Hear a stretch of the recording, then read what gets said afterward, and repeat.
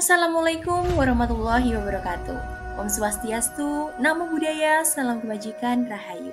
Berikut merupakan tugas demonstrasi kontekstual pada topik 1 yang bertema teori-teori yang mendasari pembelajaran diferensiasi pada mata kuliah pembelajaran diferensiasi PBG Prajabatan Gelombang 1 tahun 2023. Dan berikut merupakan anggota kelompok kami yang beranggotakan Karisma Raffian Aziz, Robiah Al-Adawiyah, Anahata Krisniati, Rahma Fadilah Amalia, Muratul Ayun, dan juga Yanisa Damayati. Berikut merupakan hal yang akan dibahas pada video ini. Yang pertama adalah pengertian dari pembelajaran berdiferensiasi, keragaman pembelajaran berdiferensiasi, dan juga teori pendukung pembelajaran berdiferensiasi. Kita akan mulai dari adanya fakta keberagaman peserta didik. Tentunya setiap individu berbeda antara satu dengan yang lainnya. Begitu pula dengan siswa di kelas, pasti berbeda antara yang satu dengan yang lainnya. Contoh yang pertama adalah perbedaan latar belakang. Ada siswa yang berasal dari etnis Jawa, ada yang berasal dari etnis Madura, atau bahkan ada yang berasal dari etnis Bali, dan lain sebagainya. Contoh yang kedua adalah perbedaan pada minat belajar. Ada siswa yang menyenangi membaca, ada siswa yang menyenangi menghitung, atau bahkan ada yang menyenangi olahraga. Dari perbedaan ketiga, contohnya adalah gaya belajar.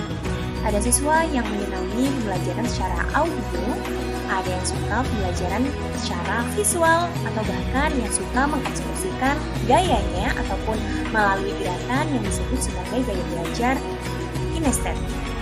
Tentunya dengan melihat banyaknya perbedaan tersebut, diperlukan adanya pembelajaran diferensiasi.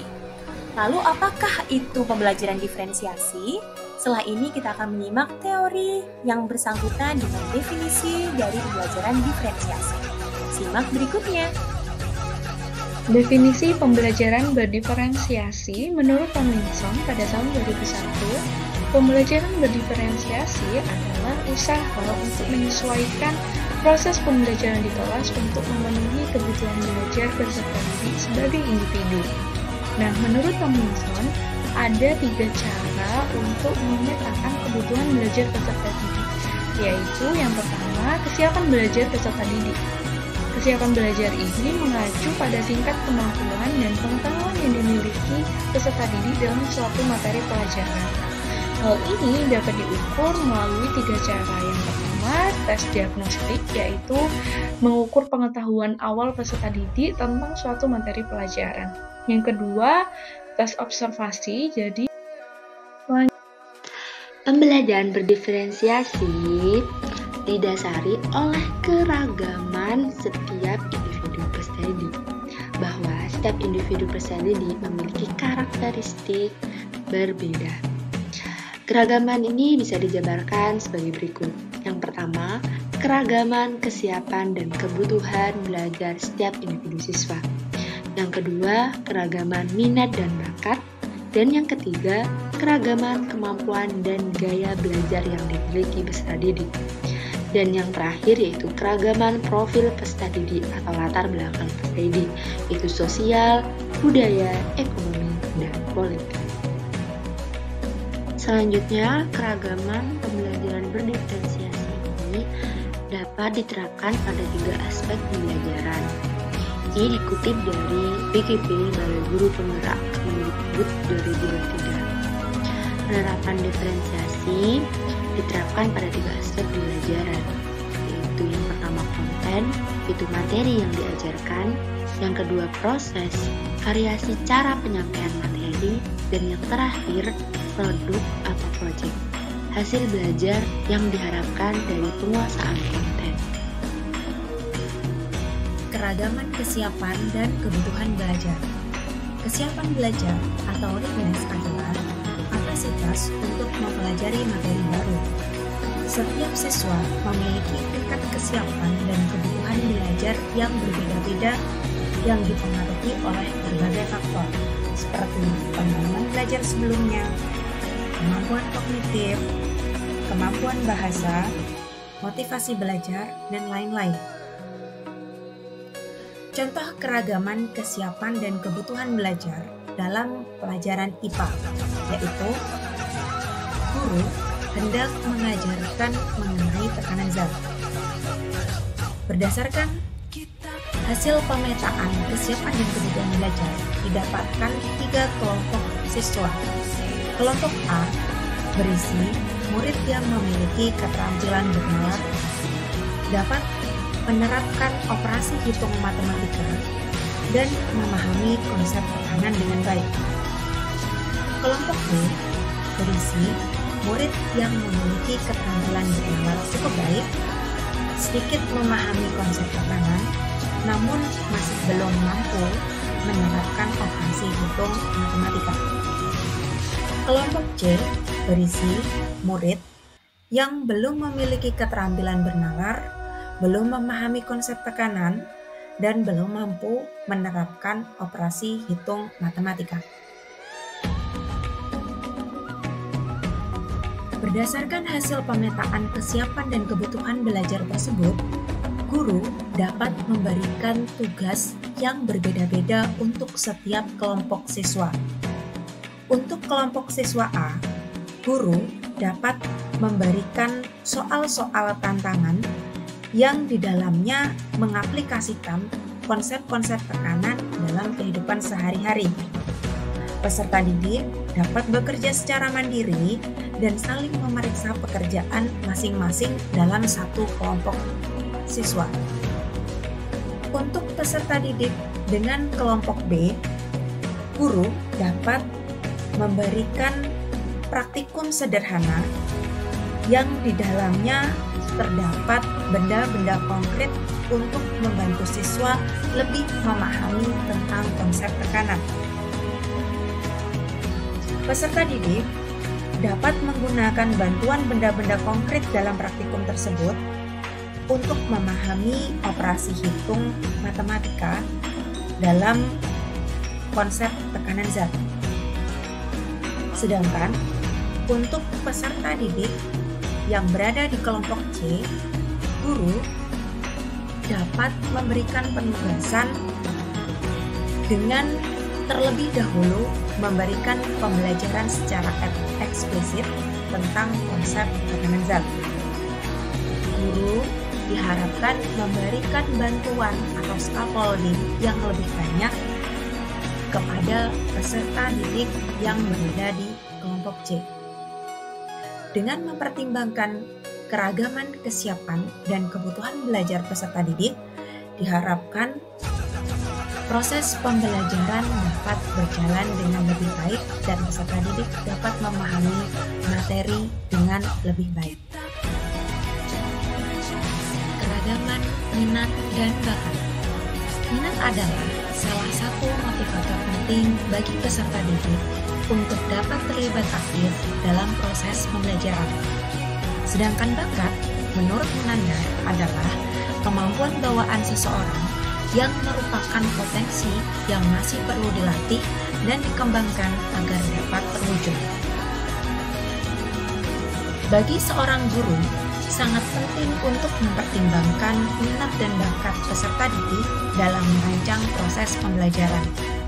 Hal ini karena dengan mempertimbangkan minat dan bakat peserta didik dapat meningkatkan motivasi peserta didik untuk belajar. Peserta didik akan menyadari bahwa ada kecocokan antara materi atau keterampilan yang dipelajari di sekolah dengan minat dan bakat yang mereka miliki. Selain itu, dengan mempertimbangkan minat dan bakat peserta didik dapat membantu mereka untuk lebih memahami proses pembelajaran yang dilakukan. Minat dan bakat dapat menjadi jembatan untuk mempelajari ide atau keterampilan baru yang merupakan hal yang baru bagi peserta didik. Contoh keragaman minat dan bakat dalam proses pembelajaran IPA materi sistem pencernaan. Dalam satu kelas terdapat beberapa siswa dengan minat dan bakat yang beragam. 7 siswa memiliki minat dan bakat di bidang musik. 9 siswa memiliki minat dan bakat pada bidang teknologi. 8 siswa memiliki minat dan bakat artistik seperti menggambar atau melukis. Dalam materi sistem pencernaan, guru meminta siswa untuk dapat menjelaskan proses pencernaan dalam tubuh manusia. Berdasarkan hasil pemetaan minat dan bakat yang telah dilakukan oleh guru, maka guru dapat memperbolehkan peserta didik untuk memilih cara menjelaskan proses pencernaan sesuai dengan minat dan bakat masing-masing peserta didik. Misalnya, untuk peserta didik dengan minat dan bakat musik dapat menjelaskan proses pencernaan dengan menggunakan lagu. Untuk peserta didik yang memiliki minat dan bakat di bidang teknologi dapat menjelaskan proses pencernaan dengan memanfaatkan teknologi yang ada, misal dengan membuat PowerPoint atau dengan membuat video. Untuk peserta didik yang memiliki minat dan bakat di bidang artistik atau menggambar, peserta didik dapat menjelaskan proses pencernaan dengan membuat poster.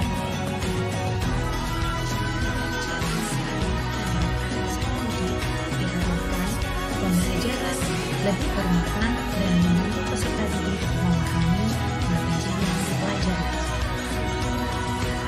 Yang ketiga adalah keragaman kemampuan dan gaya belajar. Kemampuan belajar sendiri adalah kecakapan individu untuk memahami, menyerap, dan mengolah informasi baru. Kemampuan ini mencakup berbagai aspek, yaitu kognitif, metakognitif, dan keterampilan sosial emosional. Keragaman kemampuan belajar peserta didik dapat diukur dari faktor kesiapan belajar, minat, bakat, dan gaya belajar. Untuk faktor kesiapan belajar, minat, dan bakat sudah dijelaskan oleh teman saya sebelumnya, yaitu Yanisa Dabayati. Di sini saya akan memaparkan penjelasan lebih detail dari gaya belajar peserta didik. Gaya belajar setiap individu peserta didik beragam, dapat dirangkum menjadi 3 jenis gaya belajar, yaitu visual, auditory, dan kinestetik. Untuk visual, belajar melalui penglihatan, seperti membaca, melihat gambar, dan video. Untuk gaya belajar peserta didik auditory, yaitu belajar melalui pendengaran, seperti mendengarkan penjelasan, musik, dan podcast. Selanjutnya, kinestetik.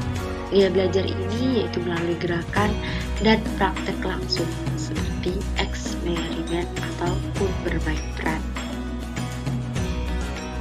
Berikut contoh penerapan diferensiasi pembelajaran dengan mempertimbangkan kemampuan dan gaya belajar peserta didik pada proses pembelajaran IPA pada materi klasifikasi makhluk hidup.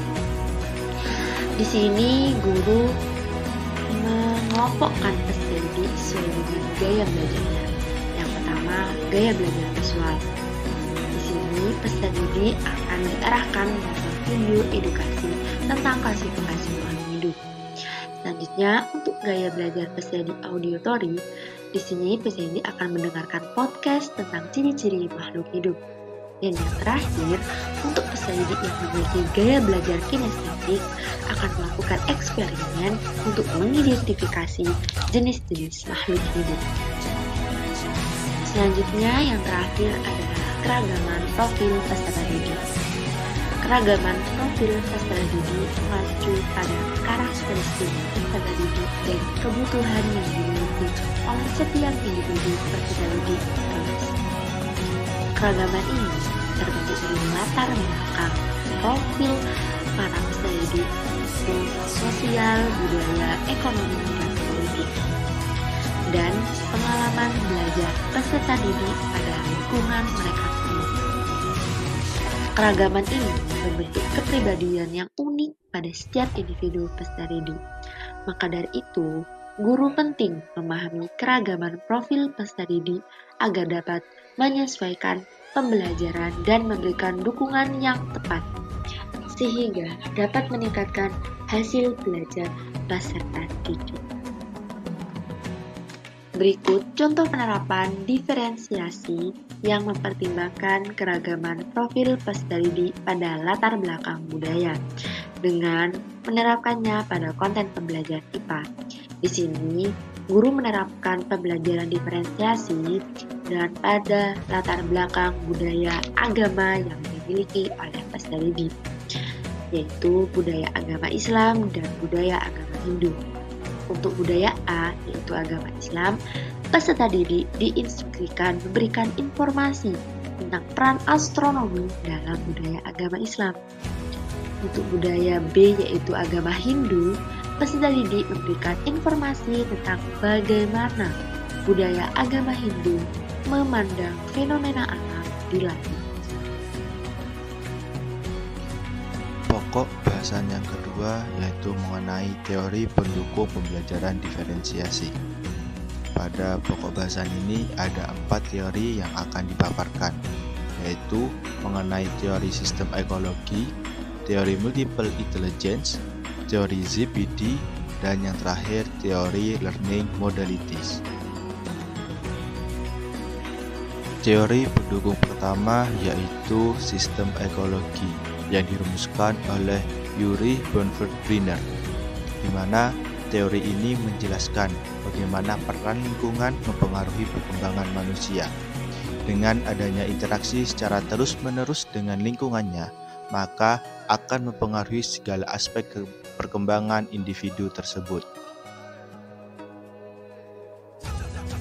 Teori sistem ekologi merupakan pandangan sosiokultural Bonfort-Briner. Teori perkembangan ini terdiri dari 5 sistem lingkungan.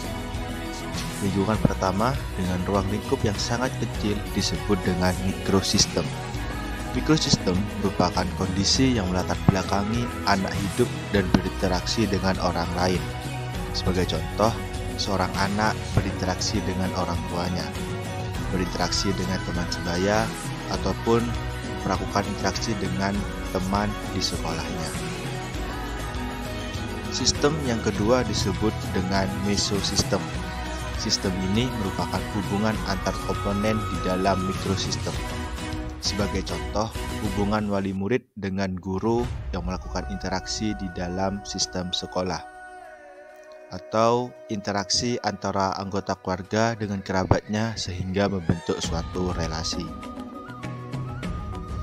Ketiga yaitu ekosistem. Sistem ini berisi sejumlah kondisi yang mempengaruhi perkembangan anak. Namun, anak tidak terlibat dalam satu peran langsung. Sebagai contoh, Budi harus putus sekolah dan terpaksa bekerja untuk membantu orang tuanya, dikarenakan ayahnya sedang jatuh sakit sehingga keluarganya mengalami kesulitan ekonomi. Keempat yaitu makrosistem. Sistem ini menghubungkan ketiga sistem sebelumnya sehingga mempresentasikan bagaimana nilai ideologi yang dianut, hukum masyarakat yang dipatuhi di dalamnya, dan budaya politik yang terjadi di lingkungannya. Sebagai contoh, perkembangan anak di Jember dan anak di Jakarta akan berbeda, dikarenakan ada perbedaan budaya antara di Jember dan di Jakarta. Begitu pula dengan hukum-hukum masyarakat yang berlaku antara kota Jember dan kota Jakarta yang juga berbeda. Terakhir yaitu kronosistem, yang merupakan dimensi waktu yang menuntun perjalanan dari sistem yang sederhana yaitu mikrosistem hingga makrosistem. Teori pendukung kedua yaitu multiple intelligence.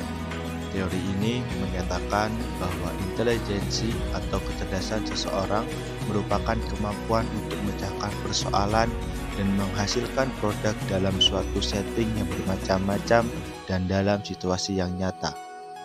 Artinya, tolak ukur kecerdasan manusia tidak dapat dilihat dari hasil tes IQ atau tes sejenisnya, melainkan dilihat dari kemampuan seseorang dalam memecahkan masalah yang nyata dan dalam situasi yang beraneka ragam. Teori ini membagi kecerdasan manusia ke dalam 8 bentuk kecerdasan, di mana setiap bentuk kecerdasan memiliki komponen inti dan ciri-cirinya masing-masing. Perbedaan ciri-ciri pada individu menentukan kadar profil kecerdasannya.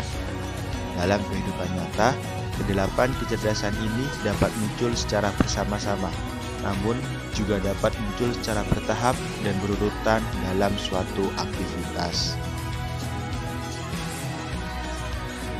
Selanjutnya yaitu penjelasan mengenai 8 macam kecerdasan dari teori multiple intelligence. Bentuk kecerdasan yang pertama yaitu verbal linguistik. Kecerdasan ini merupakan kemampuan berbahasa seperti membaca, menulis, berbicara, memahami kata, dan berkomunikasi dengan baik dan benar. Yang kedua yaitu kecerdasan logis matematis, yang merupakan kemampuan mengolah angka dan berpikir logis untuk menemukan dan memahami berbagai pola yang terlihat. Kecerdasan selanjutnya yaitu kecerdasan spasial visual. Kecerdasan ini merupakan kemampuan pada bidang ruang dan gambar. Biasanya, individu dengan kemampuan spasial dan visual yang baik cenderung senang berimajinasi, senang dengan bentuk, gambar, pola, desain, dan juga tekstur. Keempat, yaitu kecerdasan kinestetik. Kecerdasan ini merupakan kemampuan dalam mengkoordinasikan anggota tubuh dan keseimbangannya. Seseorang dengan kemampuan kinestetik yang menonjol akan senang beraktivitas fisik seperti olahraga dan menari, sehingga tidak jarang ketika orang tersebut diam akan cenderung cepat bosan dan ingin melakukan aktivitas fisik lainnya. Kecerdasan selanjutnya yaitu kecerdasan musikal. Kecerdasan ini tidak terbatas pada keahlian menggunakan alat musik, namun juga dapat berkembang dalam kemampuan mengolah melodi, nada, irama, dan lainnya sehingga menjadi sebuah alunan musik. Keenam, yaitu kecerdasan intrapersonal, yaitu kemampuan seseorang untuk mengenali kelemahan dan kekurangan di dalam dirinya, serta mengetahui motivasi apa yang ada di dalam hidupnya. Orang dengan kecerdasan intrapersonal yang baik akan cenderung lebih bijak dalam menghadapi masalah dan mengambil keputusan-keputusan di dalam hidupnya. Kebalikan dari kecerdasan intrapersonal yaitu kecerdasan interpersonal. Kecerdasan ini meliputi kemampuan memahami dan berinteraksi dengan orang lain. Seseorang dengan kemampuan interpersonal yang baik akan senang bekerja secara tim, melakukan interaksi dengan banyak orang, dan kritis dalam menanggapi ide-ide orang lain. Terakhir, yaitu kecerdasan yang ke-8, kecerdasan naturalis. Kecerdasan ini merupakan kemampuan untuk mengenali dan mengkategorikan benda-benda yang ada di alam, seperti tumbuhan, hewan, dan lain sebagainya. Selanjutnya yaitu teori Zone of Proximal Development atau ZPD. Teori ini pertama kali dikenalkan oleh Vygotsky pada tahun 1978. Zone of Proximal Development ini adalah zona antara tingkat perkembangan aktual dan tingkat perkembangan potensial. Tingkat perkembangan aktual itu sendiri yaitu kemampuan anak menyelesaikan tugas-tugasnya secara mandiri, sedangkan tingkat perkembangan potensial yaitu kemampuan anak menyelesaikan tugas atau memecahkan suatu permasalahan dengan bantuan orang dewasa. Teori yang terakhir yaitu learning modalities. Learning modalities atau modalitas dalam belajar berkaitan dengan tipe belajar dan peserta didik. Di antaranya yaitu ada 3 macam. Yang pertama visual, yang kedua yaitu auditory, dan yang ketiga adalah kinestetik. Modalitas belajar visual adalah menerima informasi lebih mudah melalui gambar, di mana siswa jauh lebih mudah untuk melihat gambar yang jelas seperti foto daripada mengingat apa yang dikatakan atau ditulis sesekali. Sedangkan untuk modalitas belajar ambulatory adalah menerima informasi lebih mudah melalui mendengar, di mana siswa dengan mode ini biasanya sering mengajukan beberapa pertanyaan dan menggunakan diskusi untuk mengklarifikasi atau menyerap sebuah materi.